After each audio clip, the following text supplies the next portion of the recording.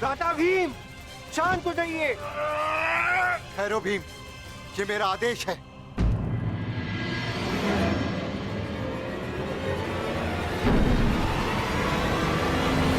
क्रोध केवल तुम्हें नहीं आ रहा है, रक्त हम सबको उबल रहा है। एक और हमारे ही मामा श्री को छल के कारण हमारे विरुद्ध युद्ध करना पड़ रहा है, और दूसरी ओर बड़ी ही चतुरता से उन्होंने शिखंडिनी को युद्ध से दूर कर दिया। यह समय क्रोध का नहीं, कर्म का है। इस समय कौरव सेना के पास 11 क्षणी सेना है और हमारे पास केवल 7। इस समय हमें हमारी शक्ति को एकत्रित करना होगा।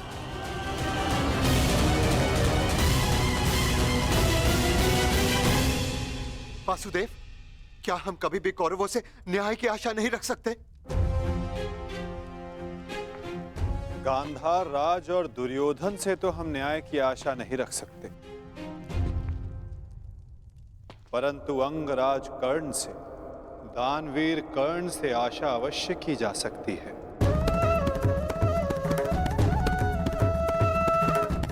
कि वो युद्ध में न्याय का पालन करेंगे, अपने वचन दान का मान रखेंगे। हम सब ने देखा कि अंगराज ने कौरवों के पक्ष में होते हुए युद्ध के लिए कैसे न्याय संगत नियम बनाए। परंतु वासुदेव, वो दुर्योधन के विरुद्ध कभी नहीं जाएगा, और उस दुर्योधन से मुझे न्याय की कोई आशा नहीं। कायरों की भांति हमारी सैन्य शक्ति को छिन्न भिन्न करने लगा है। ज्येष्ठ, बहुत हो गई सभा, बहुत बनकर नियम, अब बस। अब समय आ गया है उस दुर्योधन को उचित उत्तर देने का। ठहरो भीम,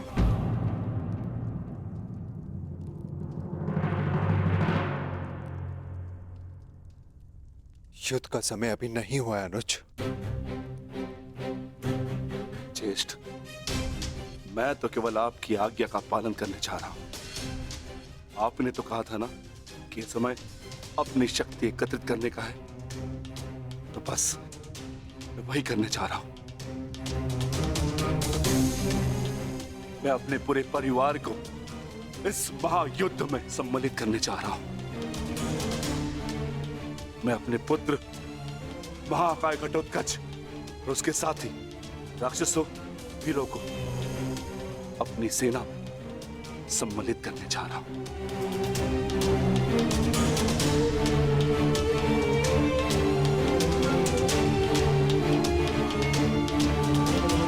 तुम उचित कह रहे हो अनुज, तुम्हें शीघ्र अतिशीघ्र यहां से प्रस्थान करना चाहिए।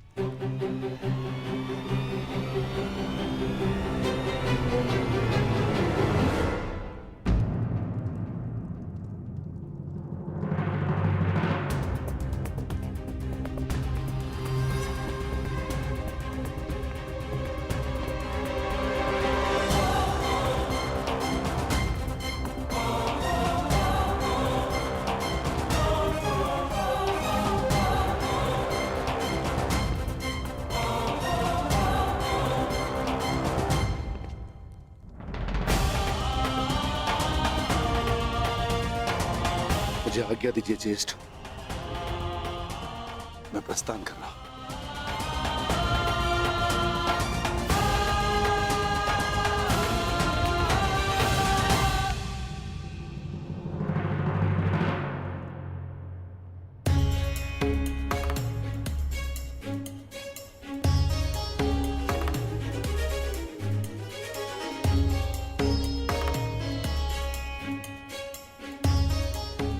प्रणिपात वासुदेव, मैं अपने पुत्र को लेने जा रहा हूं, आशीष दीजिए।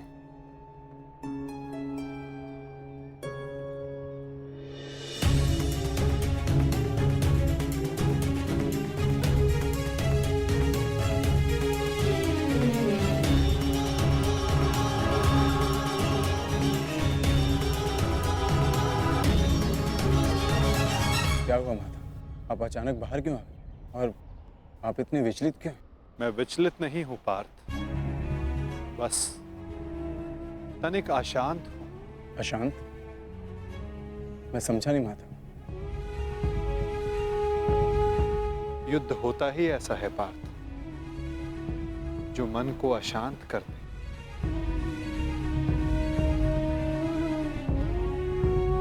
समय एक बहती धारा के समान होता है पार्थ। धारा का स्वर हमारे मन को आनंदित करता है, परंतु ये आवश्यक नहीं कि उस धारा का स्वर सदैव हमारे मन को आनंदित ही करे, उसे विचलित ना करे। फिर ये विचलन क्यों माता?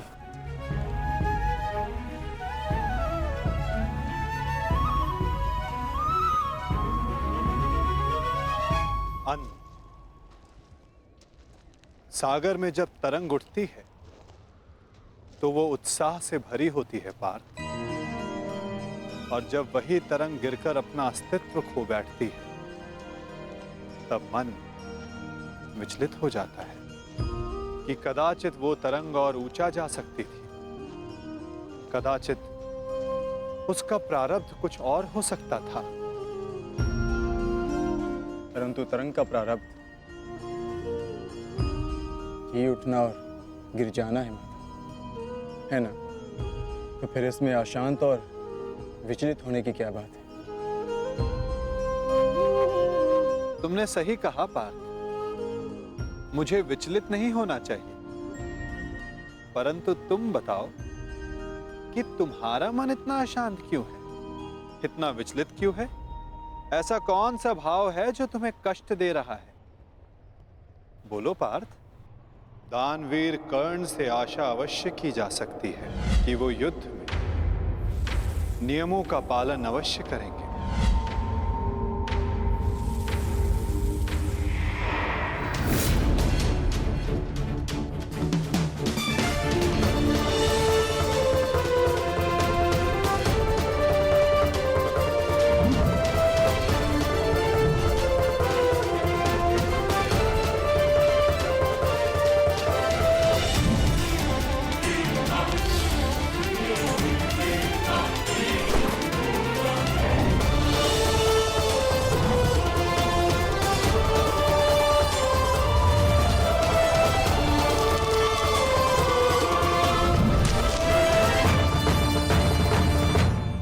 वाह, कितना अद्भुत धनुधर है ये।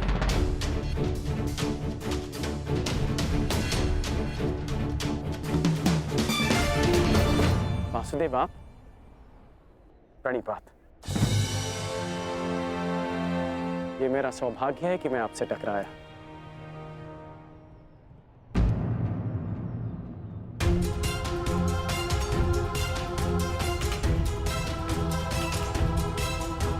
सौभाग्य और दुर्भाग्य के लिए धन्यवाद और तानों का पात्र समय होता है अंगराज,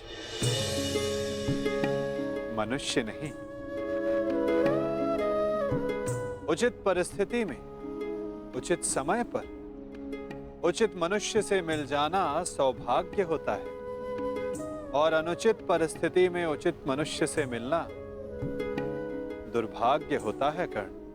आपका टकराना तो उचित ही होता है वासुदेव, इसलिए यह सौभाग्य होता है। आज्ञा दीजिए। प्रणिपात।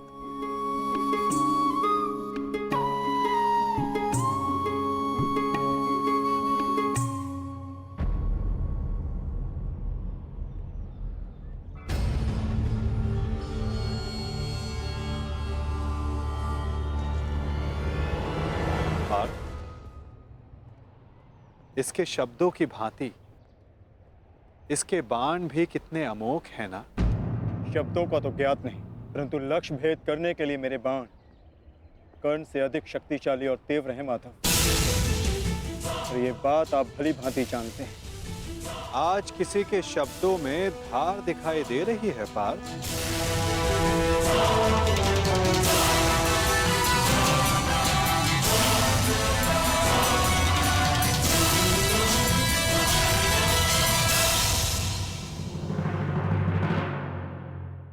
पार्थ, इसके शब्दों की भांति इसके बाण भी कितने अमोघ हैं ना। शब्दों का तो ज्ञात नहीं, परंतु लक्ष्य भेद करने के लिए मेरे बाण कर्ण से अधिक शक्तिशाली और तीव्र हैं माधव। और ये बात आप भली भांति जानते हैं। आज किसी के शब्दों में धार दिखाई दे रही है पार्थ।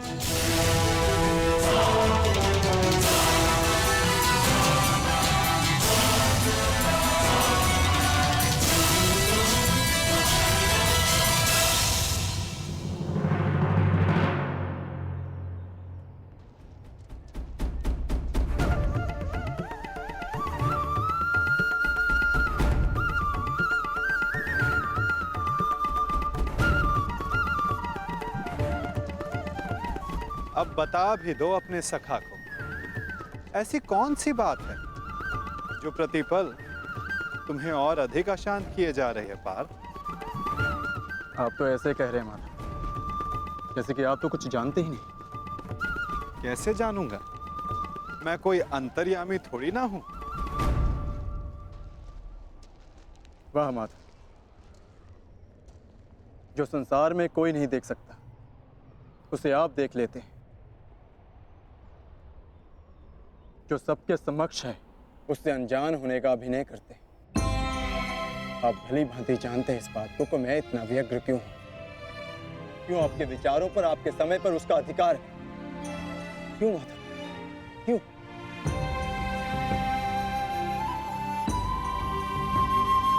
प्रशंसा उसकी की जाती है पार्थ जो प्रशंसा के योग्य होता है। महत्व उसे दिया जाता है जो महान होता है। और समय उसे दिया जाता है जो स्वयं समय को परिवर्तित करने की शक्ति रखता हो। और मैं क्या, कर्ण की कुशलता और लगन को देखकर उस पर कोई भी मोहित हो सकता है। ऐसा कोई नहीं जो कर्ण की कुशलता को अनदेखा कर सके। केवल उनके जो उसके प्रति ईर्ष्या रखते हैं। बस बस माधव, रुक जाइए।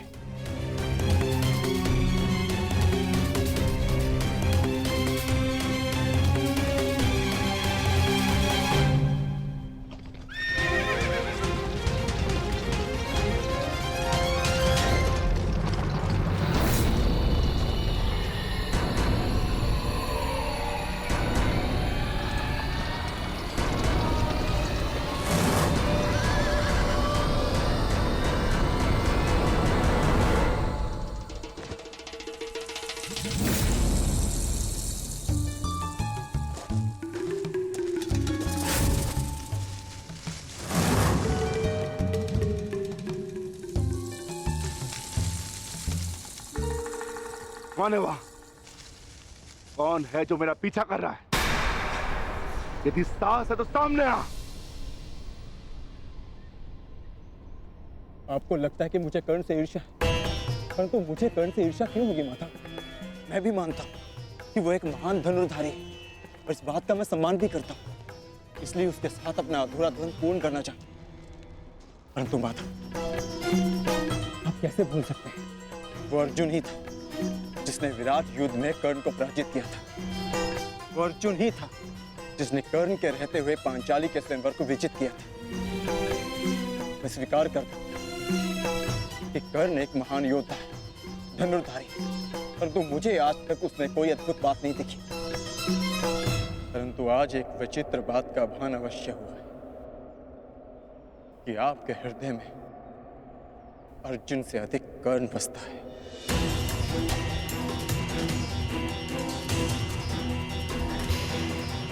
पार्थ, विराट युद्धगाह में तुमने नहीं, सूर्यास्त ने उसे परास्त किया था।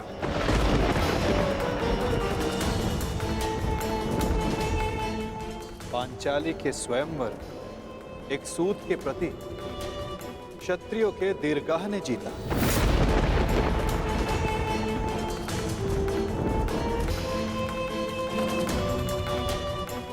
और रही बात मेरे मन में सम्मान की, तो पार्थ, मेरे मन में, मेरे हृदय में जितना सम्मान तुम्हारा है, उतना ही सम्मान अंगराज कर्ण का है पार्थ।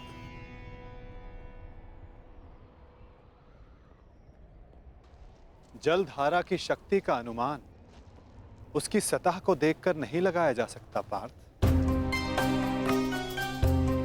जलधारा की शक्ति उसके भीतर छिपे उथल तरंगों में होता है पार्थ, जिसका अनुमान समय आने पर सबको हो जाता है। सत्य सदैव वो नहीं होता पार्थ जो सबको दिखाई देता है। सत्य वो भी होता है जो हमारी दृष्टि देख नहीं सकती।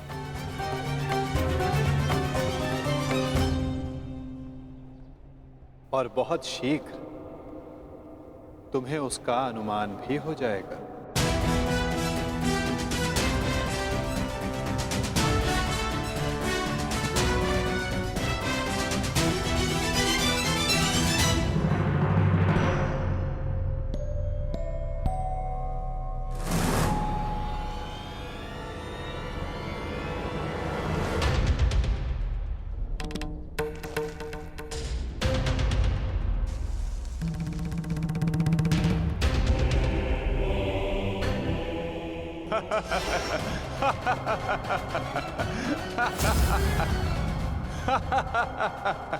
कौन हो तुम? तुम्हें अनुमान भी है? किस पर हंस रहे हो? जानते हो मैं कौन हूं? मेरा नाम क्या है? बता दीजिए ना भद्र। आपका रूप देखकर तो भय लगता नहीं, कदाचित आपका नाम इतना भयंकर हो जिसे सुनकर मेरी हंसी चली जाए। तुम जानते हो मैं कौन हूं? यदि मैंने अपना परिचय दे दिया तो तुम श्वास भी नहीं ले पाओगे। और यदि मैंने आपके कर्मों का दंड दे दिया तो आप अपना नाम भी भूल जाएंगे भद्र।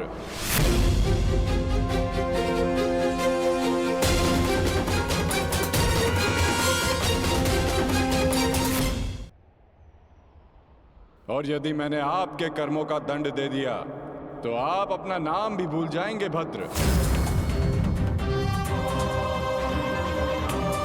जिस भांति आप पौधों और वनस्पति को अपने पांव तले कुचलते चले जा रहे हैं, स्पष्ट है कि निसर्ग के प्रति आपको कोई सम्मान नहीं है। वन से ऐसा व्यवहार केवल दो ही जंतु कर सकते हैं, एक जो मूर्ख हो और दूसरा कोई वानर हो। इसीलिए सोच रहा हूं कि आप कोई मूर्ख हैं या फिर कोई वानर।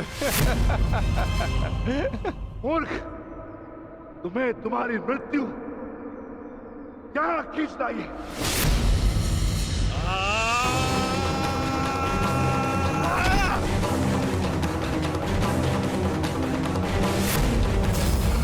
बड़ा चतुर बनता है।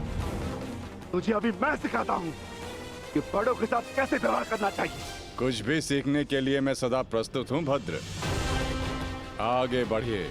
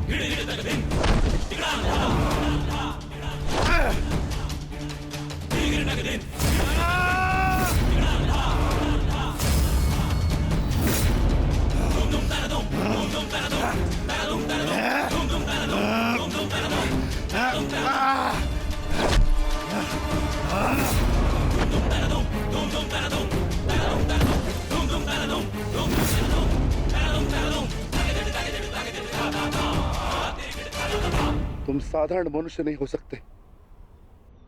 कौन हो? कौन हो तुम?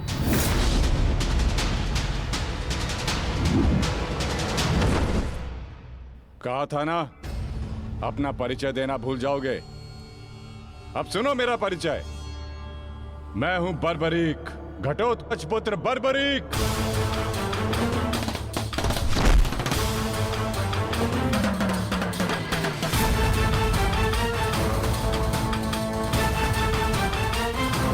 बालक, अपना परिचय देने से पूर्व मेरा नाम तो जान लेते।